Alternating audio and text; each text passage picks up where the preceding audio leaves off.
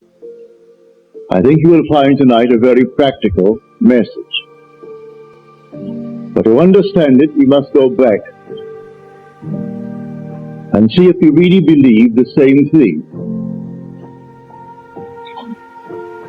I make the claim that the eternal body of man is the imagination, and that is God Himself, the one we speak of in Scripture as Jesus Christ.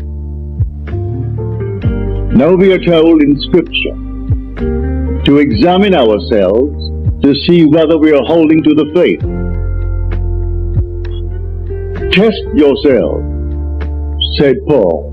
Do you not realize that Jesus Christ is in you? Unless, of course, you fail to meet the test. Now, you have just had the test, and you alone can judge whether you failed or not. For you heard the word Jesus Christ. You heard the word God. Now, if it conveyed the sense of an existent something outside of man, you failed the test. If when you hear the word God, or the word Jesus, or the word Christ, the word Lord, and the mind jumps to something outside of you, outside of man, you failed the test. Now we are told, by Him all things were made, and without Him was not anything made that was made. And that, I tell you, is your own wonderful human imagination.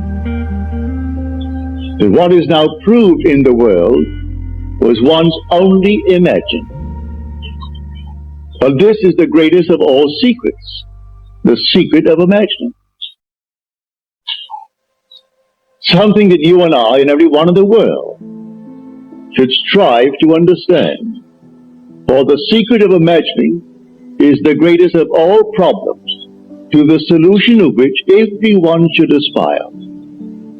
For supreme power, supreme wisdom, supreme delight lies in the solution of this mystery. When you actually discover it, you discover God. You're finding the creative power of the universe. And when you find Him, He is your own wonderful human imagination. We can only barely scratch the surface of this mystery. One, imagination, it seems, will do little for our wish until we have imagined the wish fulfilled. As Shakespeare said, it hath been taught us from the primal state that that which is was wished until it were. So you and I want something, and we define our objective, how to realize it. If this power is within us, then we are the operant power. We do not seek anyone on the outside. It's simply within us. Well, how do I operate? If I could put it in this simple little phrase, the subjective appropriation of the objective hope is the way to success. It's imagining as if it were true. What would the feeling be like if it were true? So I start from the feeling of the wish fulfilled. I must begin by feeling that I have already arrived. I have already achieved my goal. And catch the mood that would be mine if it were true, and then wear that mood.